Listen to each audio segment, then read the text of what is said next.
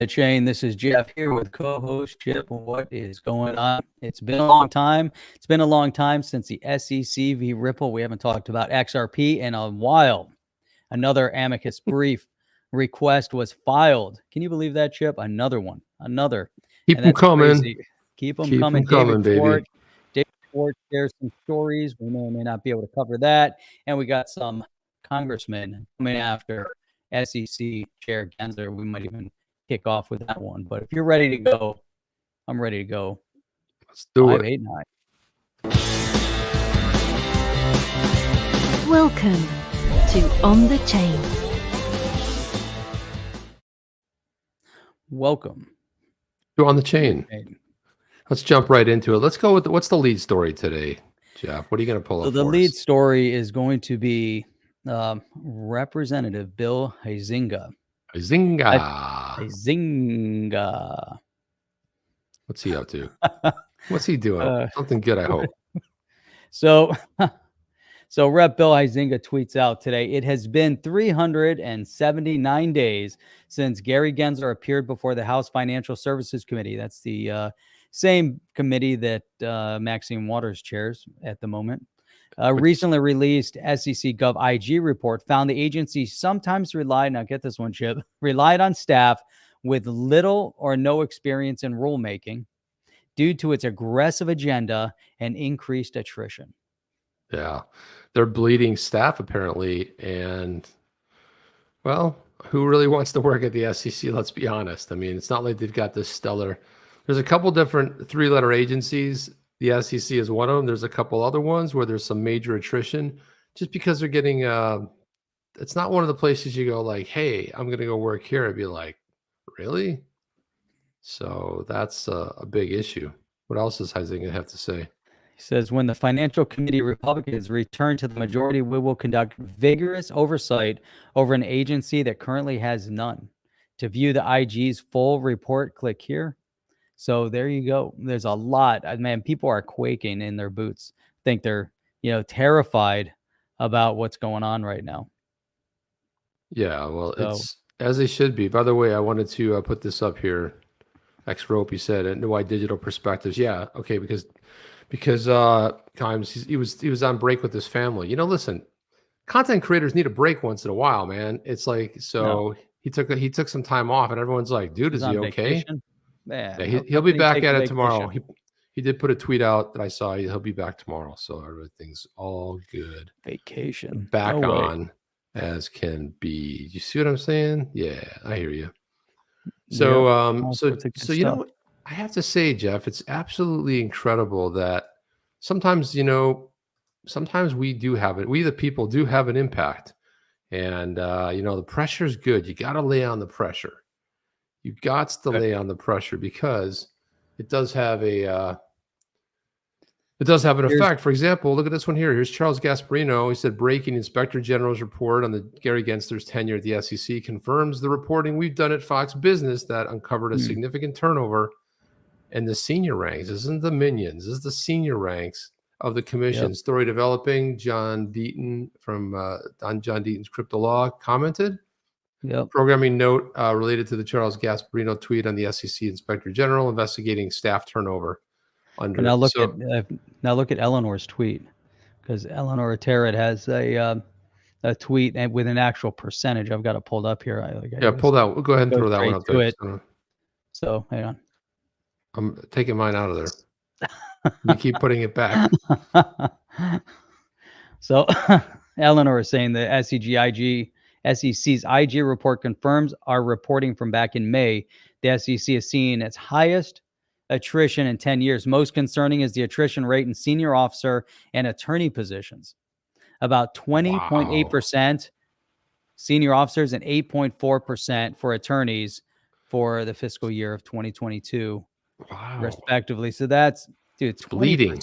It's bleeding. Those are pretty big numbers. Obviously, there's something massive going on over there. They don't have faith. Have zero faith in leadership, and that's what happens. No faith in leadership, and people are going to flee. And that's what's going on right now.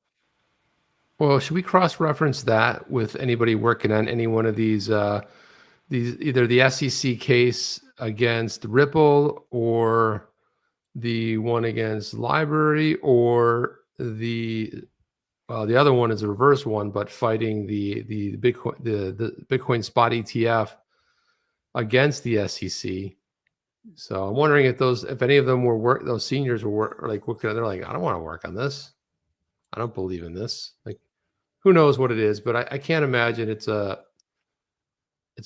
you might work there and say, hey, I used to work at the SEC, but then it becomes at some point it becomes a detriment, Jeff. It's like not a good thing anymore. It's like, well, wait a minute, you worked at the SEC? Move on, pal. You're done. So leading right into that, here it is right here. Grayscale's Bitcoin case gets support from review of Capricious SEC.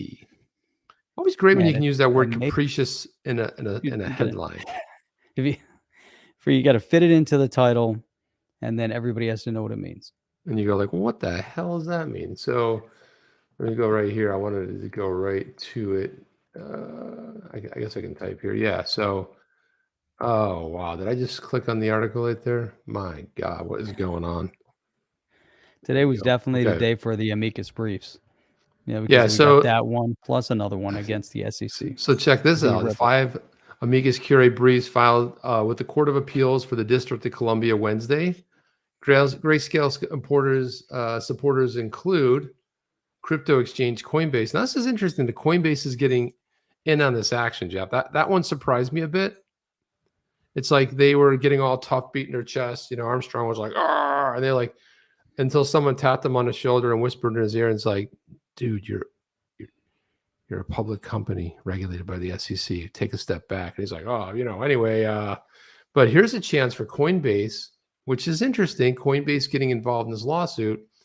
Also, industry advocates, the Blockchain Association, because they were so present in the SEC v. Ripple case, Jeff. They always step up. I don't know what Blockchain Association does, because this is a Bitcoin spot ETF. Coin Center, the other one. So these two are the two lobbyists. You got the Coin Center and you got Blockchain Association. The Chamber of Digital Commerce, which did step up and file an amicus curiae in the brief against SEC v. Ripple. And then you have the New York SE. I don't know, what is that? New York something State East ARCA. I don't even know what that is. NYSE ARCA, the exchange. Oh, that's the exchange that sought permission to list Grayscale Trust shares. They wanted to list it, and they're like, stock exchange. A group of academics. Why are academics involved in everything, Jeff? There's too many of them. And former regulators. A group of academics and former regulators. The two groups of people you don't want to be involved with. Correct. The amici argue that the commission's decision to approve the applications for Bitcoin it's futures, sorry, not spot. It's futures ETF. Spot ETF futures, what the hell? Yeah. But not spot funds, such as that of Grayscale, which is arbitrary and lacked adequate justification. So it was that damn Bitcoin ETF.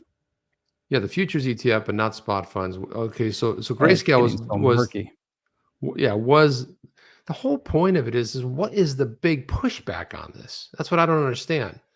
To demonstrate the point, one company drew a comparison between an index underlying futures-based ETFs that the SEC permits the trades. The futures are allowed to. It's the spot that they're not allowed to.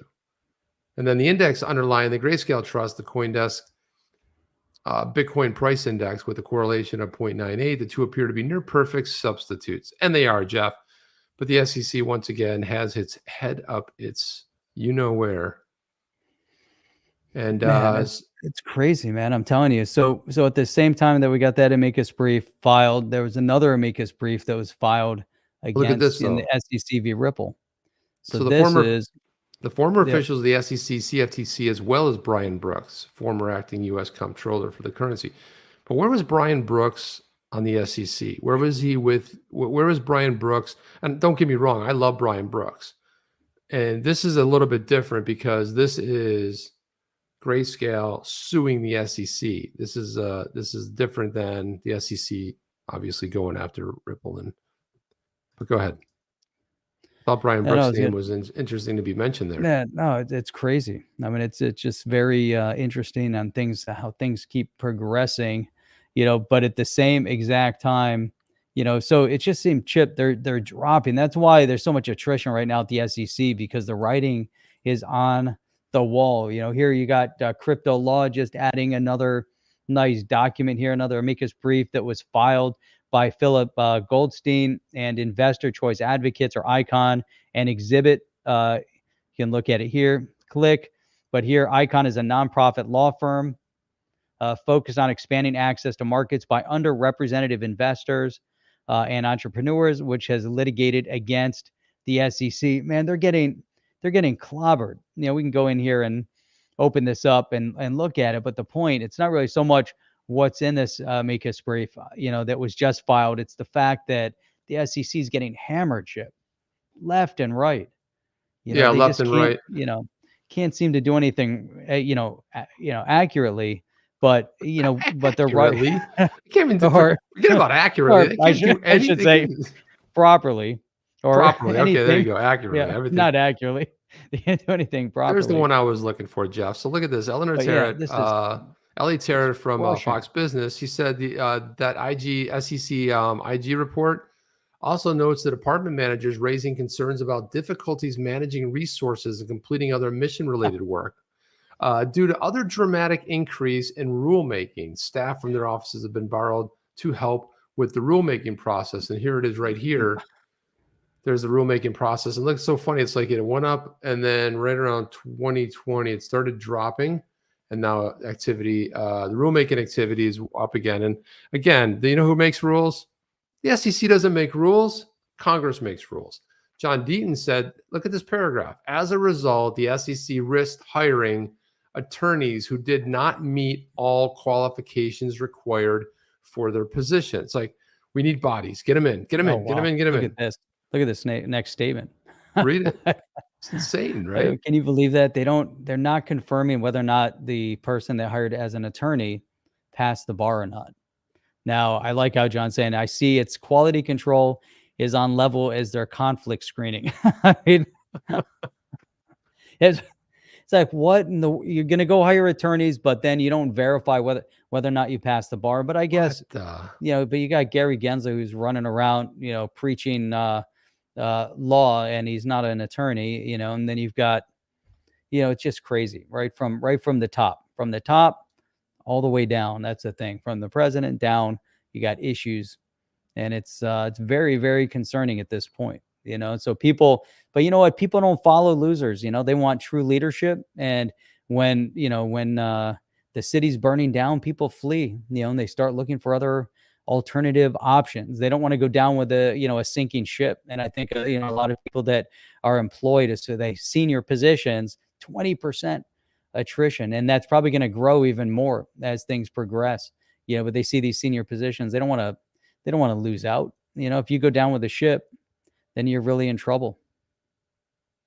Yeah, exactly. And then just one more on this one, Jeff, just one more, because I just love it, because you can't beat a dead horse enough, especially if its name is Gary Gensler.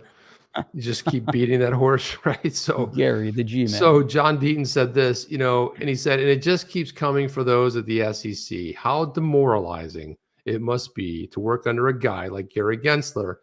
It's so obvious that he is using the SEC to try and score political points for his own agenda. He will use the SEC and could care less if he destroys it. Why not? He has his $120 million. What does he care? He could care less, and he's very careless. Careless, get it? Careless. He could care less, Jeff. It's the same type of thing. Yesterday, I got a video clip of a whole bunch of people that were gathered out in front of Gary's office. Want to see it? Did you? Yeah, check this out. They wanted.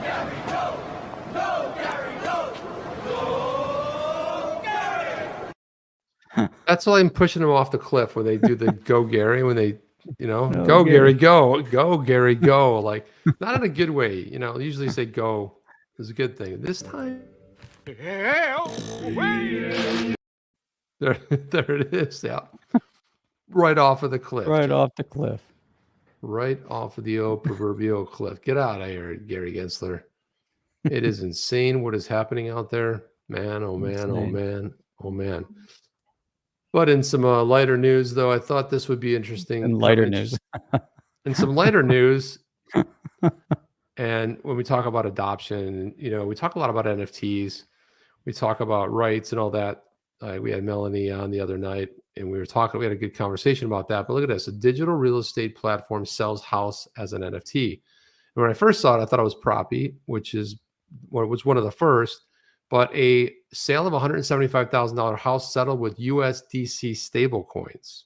Dude, where the hell do you get a house for $175,000? Oh, about the right to tell you, in South Carolina. So, I mean, so what's interesting about this, it says the latest sign the property industry is finding NFTs as new sales tool. Roofstock, a digital real estate platform, sold a single family home. Oh man, yeah. Roofstock's awesome. Yeah, so I didn't know they were doing this. Did you? I didn't know they were doing. I had no idea they're doing it, getting into the NFT marketplace. Man, it said the sale was settled using the USD stablecoin, financed by. Check this out: USDC Homes, a lending pool operating on Polygon, deployment of Teller, a decentralized. Wait for it, lending marketplace. So this is what we need. So this is very cool. Yeah, I mean this is like next level generation of what's happening. A decentralized lending marketplace takes out. That right there is replacing a bank. Look at this. Dude, just take a pause for 1 second as we're going through that. But there you go. Check this out. Roofstock on chain. Not on the chain, but very close. But Roofstock, real world homes on blockchain that you can buy with one click. It's freaking awesome. Dude, Roofstock is amazing to begin with. It allows you to buy property. Yeah. Then they'll help you rent it out and all that stuff. But this is amazing. We can go check out houses that are available on the blockchain, not the fake stuff that that's in the metaverse, but yeah, when that pops up, let's go see what kind of things are available. So getting through the store, USDC Homes works. They work with a network of underwriters and data providers to verify the identity, creditworthiness of the borrowers, and the platform also offers secured and unsecured lending options with ETH, Bitcoin, USDC, and other cryptocurrencies. I don't know what those are. Supported as collateral. So if you got a nice little stash, use that as your collateral. Borrowers can submit off-chain data to support their creditworthiness when applying for loans. And look at this. This is right here. Look at this. This is a quote. It says, "I never imagined I could buy and finance a house with a simple click rather than going through the time-consuming, cumbersome traditional settlement and mortgage processes." Adam Slipikoff, a seasoned real estate investor and the buyer of the properties, in a press release. Instead of waiting months for underwriting, appraisals, title searches, preparing deeds, I was able to buy a fully titled, insured, rent-ready property with one click. How cool is that? Dude, this is by far the coolest thing ever. Dude, it's so amazing. Yeah, become a Roofstock on-chain member, mint membership token. You mint a membership token, and here's the house that's sold. Right here, we can view the transaction on Etherscan. You can see the whole thing. Now this is really where we're headed. When people are talking about, this right here is real application. We're talking about decentralized lending. We're talking about full settlement, title. And, I come from that industry, Jeff. I mean, I recently transitioned out of it, but spent a good number of years in that industry. I know it all too well. And what a pain in the neck it is to get stuff done.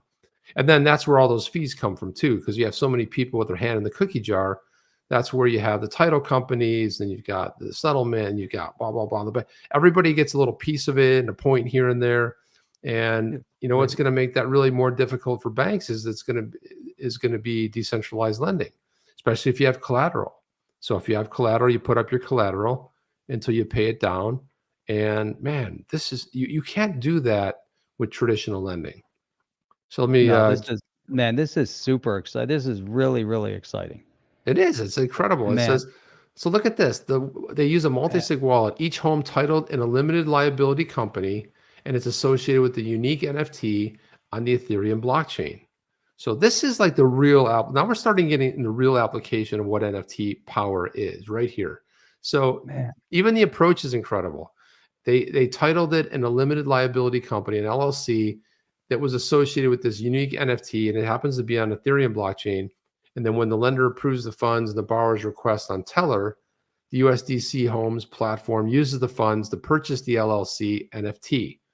This is really clever. Even the way they package it up. The NFT then transferred to a multi-sig wallet that serves as an escrow account until the borrower pays back the entire loan and has accrued interest.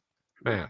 Hey, take that, put that in a file that we need that process. That's a good process. That's a needed process, that escrow. That's a really... So check this out right here, Chip. So 149 Cottage Lake Way, Columbia, South Carolina. Doesn't list the min price, the last sale, or anything like that. Here's the owner of the NFT of the property. You said they have a wallet address, contract address. The creator was Roofstock on-chain.eth. Doesn't have a token ID. The token standard is the ERC 721.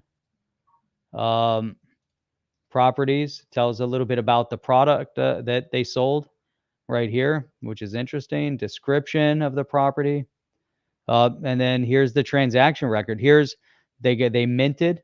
So it got minted 71 days ago. And then here's the transfers, and they say, final transfer. Man, this is amazing. This is in the works right now. We're seeing real world utility, like you said, and you can read about it, but now you can visualize that this actually went through. You can go in here, you can chat with the owner. You can sign in. This is really great. This is an exciting step, in the evolution of blockchain and smart contracts, and just overall, man, this is it right here. Yeah, and even Cash Razagi, who's the chief revenue officer of Circles, that's the company behind USDC, described the sale of the South Carolina home as an exciting milestone for the NFT sector. The NFT-based real estate transaction on OpenSea. That's the weird part. That's weird for me, is it was on OpenSea, because OpenSea is where gave birth to Bored Apes and some of these big high-priced NFTs. But look at this. This is a home for $175,000. Said it turned head on social media, but concerns mounted about what would happen. What would happen if a wallet holding one of Roofstock's NFTs compromised? Well, what would happen if a bank account holding such and such was compromised? It's like they try to start spinning a little bit of the fear and loathing over I got to here. believe, Chip, you still have title of the property. Correct. But now it's the sale that has transacted through the NFT. Right. Well, they're saying because it's an NFT, but I think it's a package thing. So I think what they did was because they packaged the LLC along with the NFT by itself. I think that was one of the reasons there's some clever thing going on there. I think there's a whole reason why they did that. Now, here's an interesting statement too, Chip. Check this out. So the offerings available through Roofstock on-chain include non-fungible tokens referred to as homes on-chain, each representing a single family property owning limited liability company. Also very interesting. Now, homes on-chain are not offered through any real estate brokerage firm or agent and are not securities as defined by the US SEC. So it's interesting to put that statement in there. Maybe if you put that statement in, then it just isn't. So they're not securities. We just want to let you know in advance. So if the SEC ever comes knocking on our door, we already put that statement that this is not a security. We don't deem it a security. Therefore, we never considered it. So let them. Neither Roofstock on-chain nor its agents, employees, or affiliates serves as your advisor, agent, broker, contracting agent, or fiduciary, and do not provide or offer to provide financial, investment, legal, real estate, or tax advice. That's a long statement right there. Well, you know who it's meant for. It's meant for... It's just that, really but is it truly amazing that everything's gone pretty much crazy town? Everything's crazy town. It's like governments are nuts. Everything's going off the rails. People can't buy energy. I mean, it's going to get really cold this winter. I mean, there's just so much crazy stuff going on, Jeff. And then the whole thing with the U.S. being the only one really not in the whole crypto. So Stu Alderoty, you know him as the general counsel for Ripple. Wasn't it cold today? 63. I thought I was freezing today, Jeff. I had to wear a hoodie. It was raining and cold. Yeah, this morning when it was the breezy too. It felt like 55 with the wind chill. And it's snowing in some parts of the country already. Everybody laughs at us, but the funny part of it is that when it's 100 degrees every day and super humid, you walk outside one day and it's raining and it's cold and it just seems so much worse. So Stuart Alderoty says that our very own Deborah McCrimmon, VP and Deputy Counsel here at Ripple, gave insight into her experience as a litigator on the groundbreaking SEC lawsuit and how it's been the most interesting work over her 20-year career. This is interesting. Like I think it might be the first time I've even heard of Deborah McCrimmon, but she's the VP Deputy Counsel over there. And there's a whole cool article about it. We're not going to read the whole thing. I just wanted to read one statement here, but it says, Deborah is helping Ripple Labs fight the SEC in New York's Southern District. So she's probably got to be doing a lot of work on there. It says right here, she spends most days managing Ripple's SEC litigation. We've been litigating with the SEC on this issue since late 2020. We believe strongly the SEC is wrong on both of the facts and the law, explains McCrimmon. At the press time, she currently is being litigated in the U.S. District Court for the Southern District of New York. And right here, Jeff. The SEC is stretching the Howey test. That's an understatement of the year right there. Stretching it to one prong, right? Relying on the effort of others. That's all Gary Gensler says. Like, Gary, that's part of it, but where's your contract? Where's that written contract too? Is there any kind of contract between Ripple and anybody else? No, because it doesn't exist. So they're stretching the Howey test that determines whether or not something is an investment contract, well beyond recognition, according to McCrimmon. They're reaching far beyond the authority that was granted to them by Congress and trying to regulate a space that Congress never intended them to regulate. I think this is such a fantastic statement when I read this article. They're going far behind the authority that was granted to them by Congress. So in other words, they weren't granted by Congress. They're making all this stuff up as they go along with this whole, regulation by enforcement, shoot from the hip, Gary Gensler approach. You notice we never talked about Gary Gensler when he was over at the CFTC? Gary.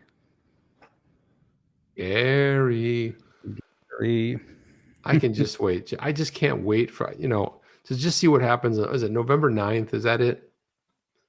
I just cannot wait to see what happens because this red tsunami that's heading our way, it will be glorious. Such a great benefit to crypto. It's going to be amazing. Julius is roaming around down here. That's what my dog was doing right before he went and knocked some wires out. I was like, man, you're knocking everything apart over here. Knocking stuff over. That's what he's doing. He was knocking stuff over on my side. Now he's sleeping. But he went into my son's room. My son's like, oh boy, get him out of here. He's walking around, just like got tangled up in his headset machine around the computer and was just like knocking stuff over. So check out some of these viewer comments. So John Doe Crypto saying, fun fact, I have a family member working for Circle. She or he won't tell me any secrets though. Well, okay? No secrets from Circle, Chip. No, there's not. I mean, what are they going to tell you? I mean, you sign a confidentiality XRP agreement. Hitman was talking about the property going on to the Ethereum, saying so this could soon be on the XRPL, and in fact, it could be if somebody would build such a platform, and if there was a way to facilitate that chip through the XRPL, which hopefully soon there will be, and then instead of using, but I think there's some missing elements, that they probably need in order to mint their asset and make sure that it all functions properly. Crypto G is saying crypto, DeFi, blockchain, NFTs, decentralization, and smart contracts, Chip, are the future. They are the future. I'd say the future is here, basically. Future is now, as they say. Future is now. So Chris Crypto is saying NFTs won't take off until there is a smart contract that taxes the sale and transfer of the NFT. Soon enough. Now, can you imagine just instant?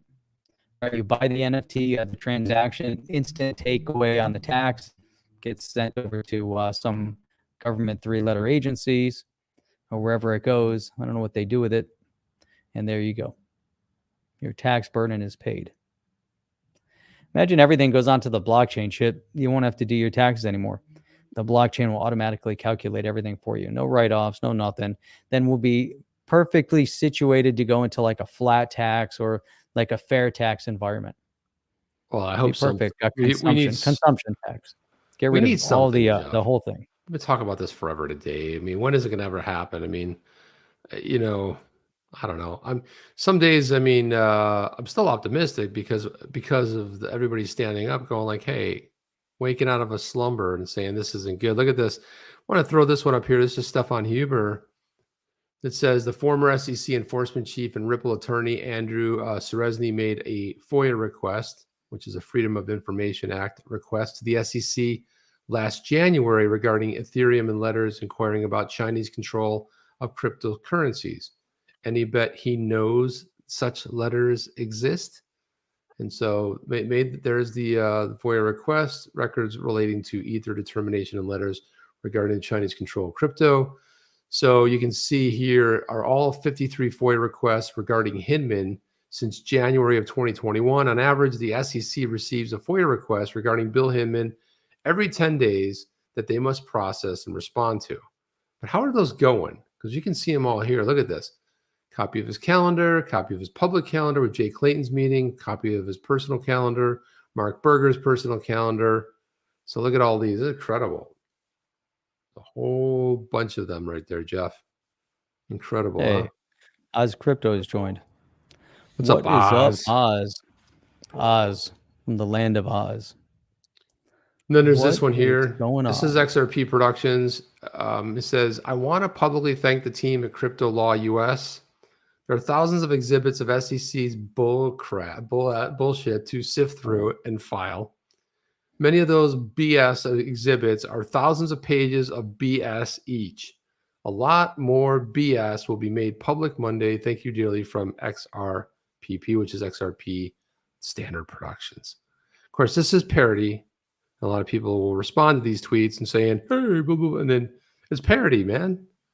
Click on it. I mean, it's not people act like it's something, some kind of whatever. What do you got there, Jeff? Did you guys know that we take some of these long videos? We're doing all these live streams, as you guys know, 3 days a week. And then in between, Hans Loaded helps us chop these up, edits, and produces the short clips. Thank you, Hans Loaded. And we're putting these short clips out there, and they're getting a lot of traction. Some of them are like 8 minutes, some are 10 minutes.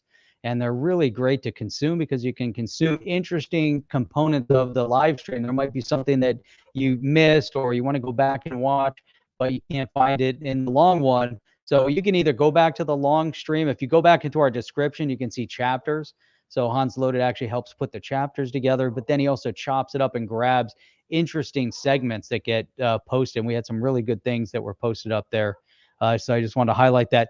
But Hans Loder was saying on the channel, what happens if the midterm vote results in blue? And I was looking for somebody that's laughing, but we don't have anything laughing.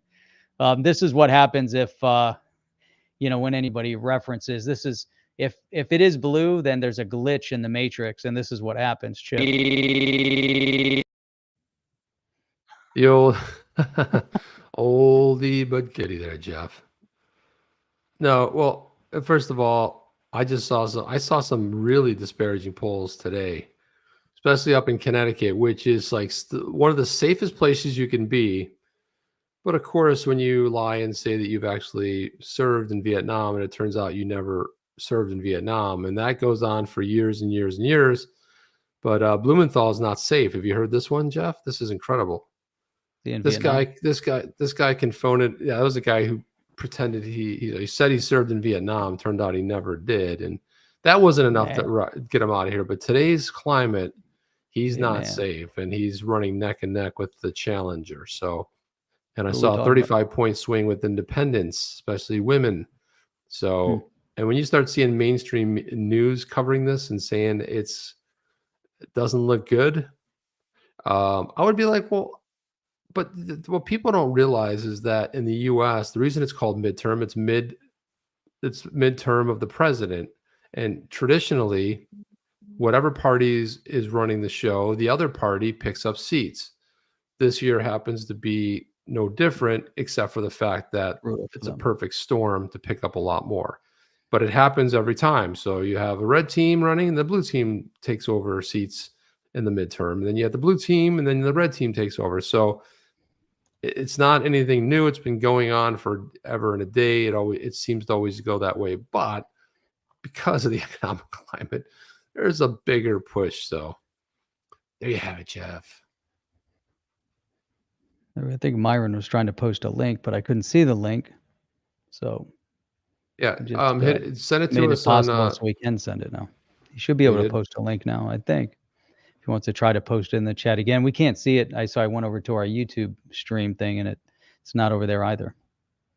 That's so if he wants to try to post it, you can throw it over to Twitter. But let's see if it comes through this time when we put it up there. We'll see if it works. May or may not work. Wait, that's not. Is this the Schwartz man? Here's David Schwartz right here. Now, Chip, we were kind of reading this. I want to see what people that are watching think about this one. I'm still a little bit of in a quandary here, but David Schwartz was saying we had about 50 Ripple leaders in a room today, and I said a few words about Ripple's last 10 and next 10 years. You may not care about that, but I did have 2 good jokes. You need to hear them. He said, here's the cool part of what I said after talking about how important it is to focus on our products and our customers. As several other speakers said, I said, but I don't really care about any of that.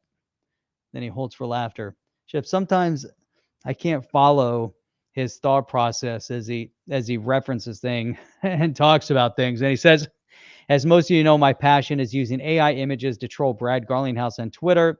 Serious, I love it when we don't know what products to build for which customers.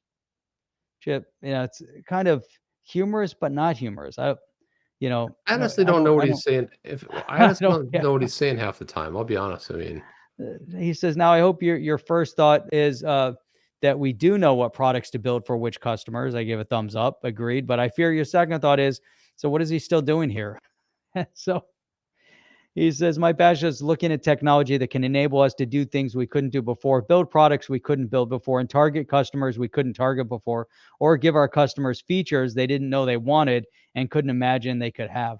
Now, I think that statement is pretty cool. I mean, that overall, that's amazing, to think about technology that no one ever thought of before. They didn't even know they could have it. They didn't even think you could build it. And here he is building it. And I think this statement here was kind of interesting too. He said, until 2018, Ripple was about the OR. Do we build this product or that product? Target these customers or those customers? Today, Ripple is about and. Obviously, do we build that product and this product?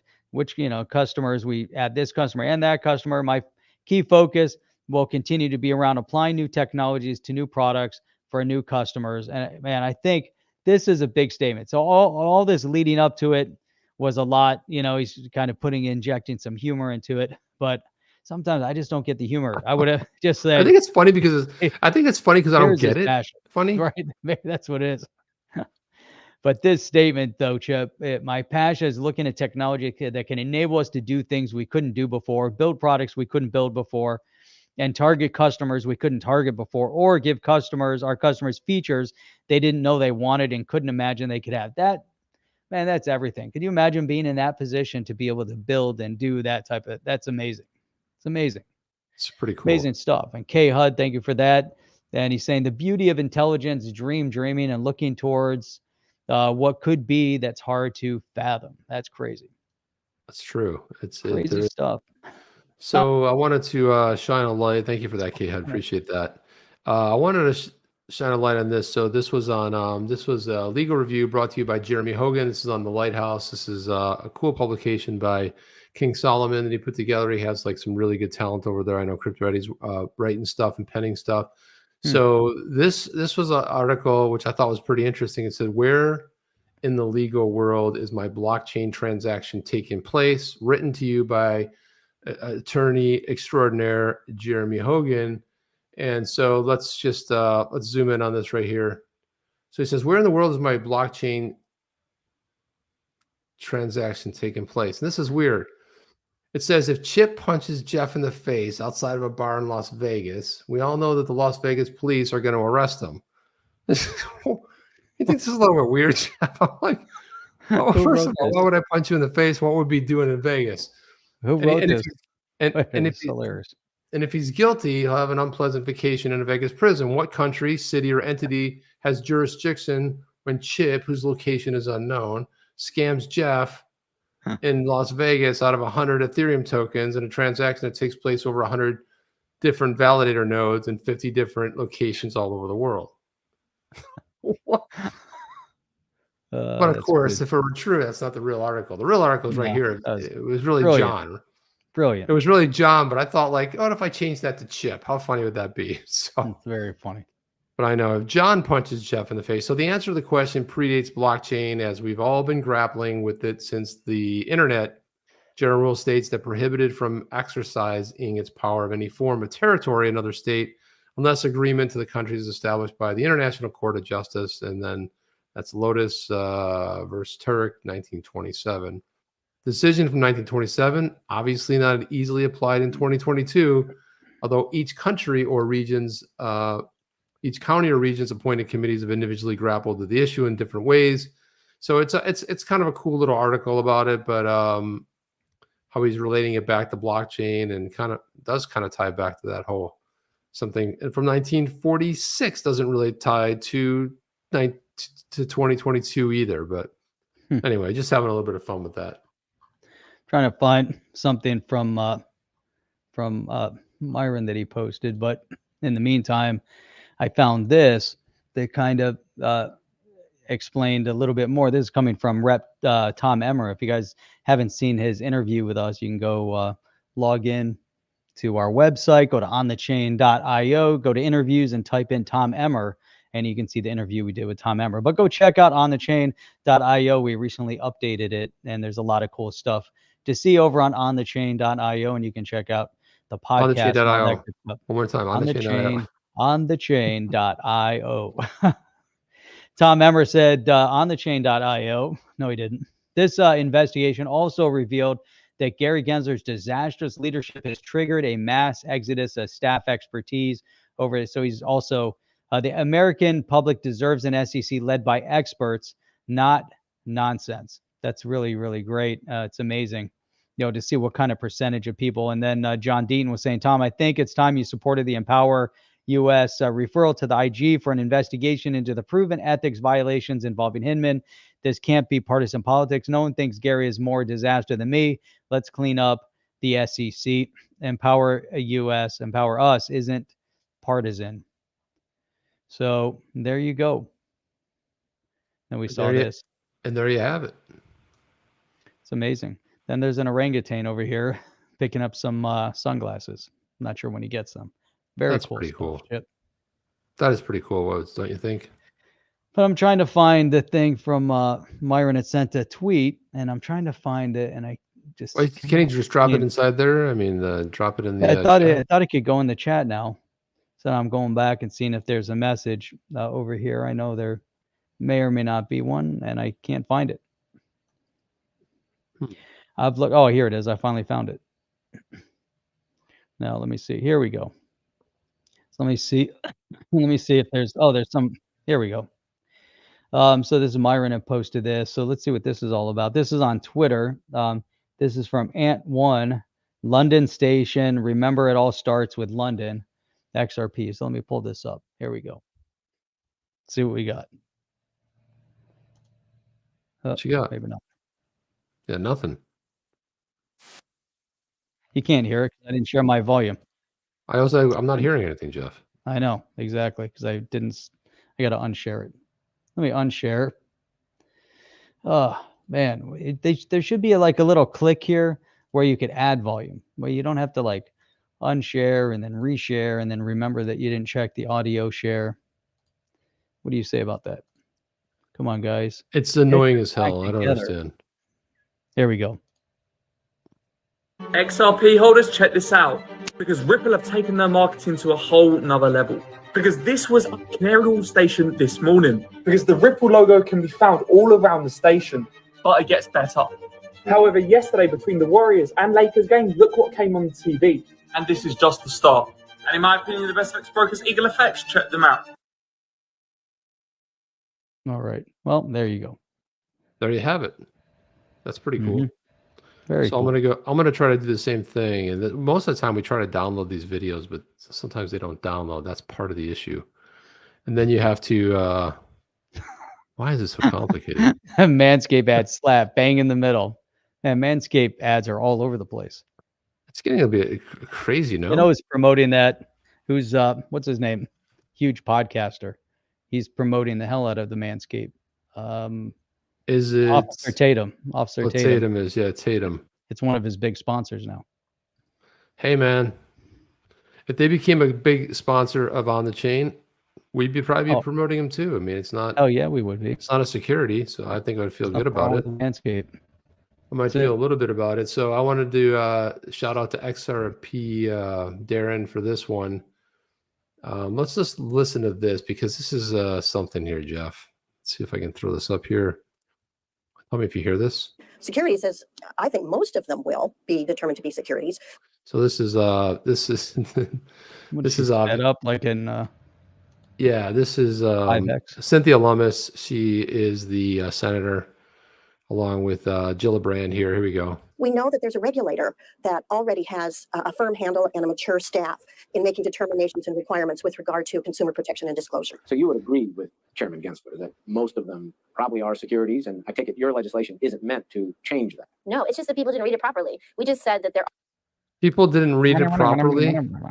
People didn't read it properly. I don't know why is it playing so fast. I don't understand why it's so playing Hilarious. so fast. You got it on like super speed. There's no way for me to change it. Oh, I don't know why it's going fast. in your are playback. commodities, and That's Bitcoin all is right. one of them. I mean, there's no way to speed It's it more up. fun to listen to it anyways this way. Well, they're saying really ridiculous things. I know. Keep playing. It's hilarious. And Ether and a few others probably are as well. But that there's a test. It's called the Howey test. It's worked, and we updated it to actually. So what she's They saying didn't here is update it. there's first of all, these are two dimwits, Jeff. These are some after seeing this.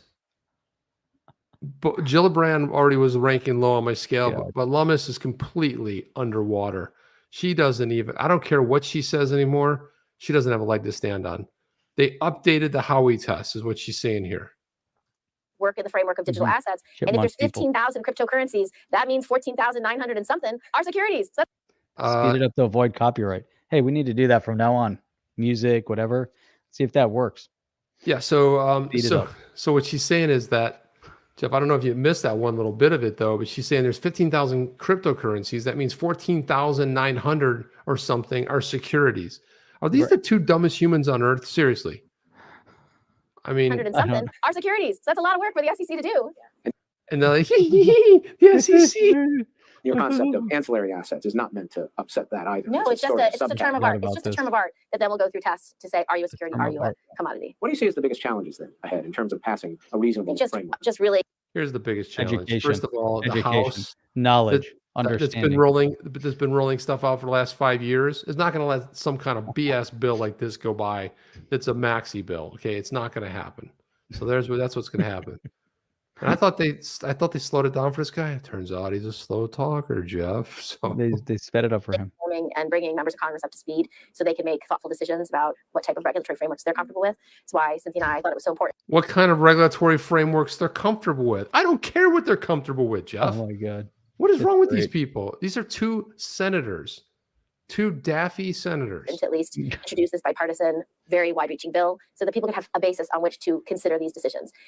Securities, as I think most of them will be determined to be securities. We know that there's a regulator that already has a firm handle and a mature staff in making determinations and requirements with regard to consumer protection and Oh, disclosure. is she talking about Gary Gensler at that point? She is. What's hilarious about Are it is you- that you fast forward till now. That wasn't that long ago Listen when to they this. did So you this would agree interview. with Chairman Gensler that most of them probably are securities, and I take it your legislation isn't meant to change that. No, it's just that people didn't read it properly. We just It's not. It's just you didn't read it properly, Jeff. You didn't read it properly. You didn't read it properly. You didn't understand holy- what we were trying to say. You obviously didn't read holy- it properly because you didn't understand it.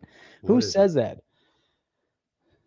Didn't understand it, Chip. You didn't understand it because you obviously didn't read Well, it properly. You agree is- with Gary Gensler. Well, you obviously didn't read it properly. Well, no, Look we at- did read it. Yeah, let's look at this right here. So wEezie went in and said, hey, I went back to look deeper into Senator Gillibrand's donors from 2016, 2018, and 2022. After she said she's been following the space since 2013. The following is a notable donor from the 2016, 2018, and 2022. So what do we have here? We got Sullivan and Cromwell. We have the Blackstone Group. And then we have Union Square Ventures, Multicoin Capital, JP Morgan Chase. Interesting. And then Paradigm. So there you go. So you start digging a little bit deeper. You can kind of see where this is going. Hold the Pack's also a donor. Money Talks in DC. It sure does. Exactly. That's exactly right. I like Oz said, man, people in the crypto space don't have a full understanding most of the time, which is true. What odds do you think there are that 2 senators 5 degrees removed from reality have? Like, what? Exactly. I mean, we know that they're not going to have any. And obviously that other statement that bought and paid for, they're always going to rely on whoever the lobbyist is that's making sure that they run their next campaign. It's wEezie. Exactly. wEezie put up this. I've seen this picture before, but never with Gary Gensler in it. But here's Gary Gensler. And then you have 5 men standing behind him in tidy whities saying one of them is John Deaton's 75,000 XRP holders. You got ICAN, you got TapJets, iRemit into digital commerce. Look at the face. Look on Gensler's face. Man, oh man, I don't know, man. It's something, right? The G-Man. Gary G-Man. Gensler. The G-Man. The nut job. Yeah, I honestly just don't know, man. Frankie's saying they're the modern day 2 old puppets in the balcony. Them or us? Statler and Wardog. Or is it Statler and what is it? Statler and I don't remember. So man, this was good funny. Too. So just on that same vein right there. Hey man, if you like it, cool. If you don't, keep it yourself. So there you go. Yeah, I put this out. I said the 2 are promoting legislation to maintain the same status Bill Hinman gave Bitcoin and ETH. Now we know why. So there's Gillibrand right there. And her pool of donors. Stadler and Waldorf. There you go. That's what I said. Stadler and Waldorf. Yeah. So there you go right there. Top contributors, Latham and Walcombs, lawyers and law firms behind her. There's some of the ones to look at. Look at this. Apollo Global Management. Interesting. You'll see what that's all about. Apollo appoints Jay Clayton as lead independent director. Remember that one that he joined over there? And those are the donors. So you can just see they're greasing the wheels pretty heavy right here. Apollo hires JP Morgan's Christine Moy to lead digital asset strategy. Gee, is any of it connected, Jeff? Do you think? I wonder. It seems like a coincidence, a coinky-dink to me. It's not that coincidental. It's just a coincidence, Jeff. There's nothing really real going on there. XRP Hitman. XXX. They finally made Gary get a green screen and wear a proper suit to pretend he's in the office. 80% of them don't show in the office. WTF. Yeah, and it's so funny because it's become a meme that they don't actually go to the office. That's the best part of it. Have you ever heard of Proximix? Proximix. I don't know. Maybe. It looks like it's a metaverse. Tom T was asking if anyone's ever heard of this. And I don't know, Proximus in 2021.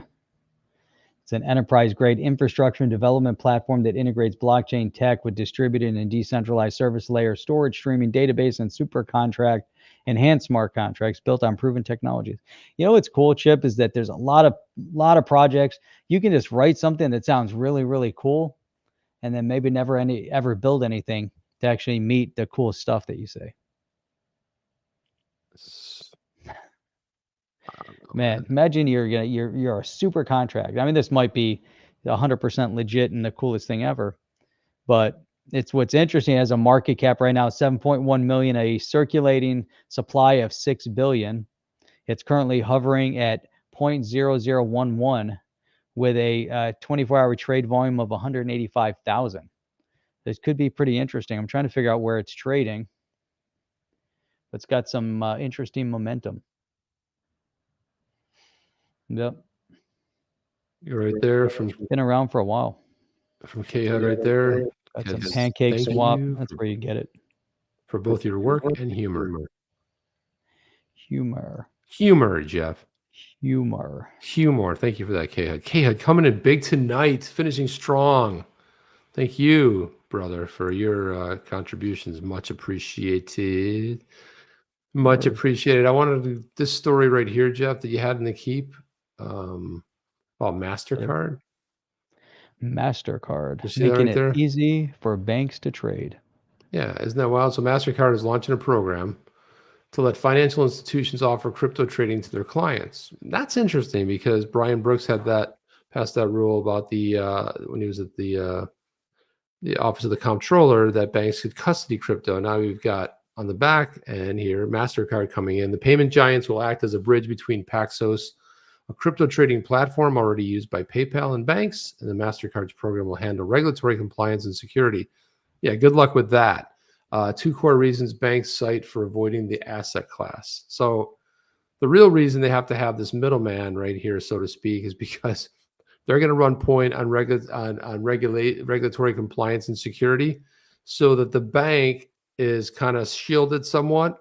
I mean, this is how pathetic it's getting, Jeff. This is the state of affairs where we are today. It's getting a little bit on the silly side. And it says there's a lot of consumers out there that are really interested in this and intrigued by crypto, but feel a lot more confident if those services were offered by their financial institutions, said Jordan Lambert, Mastercard's chief digital officer.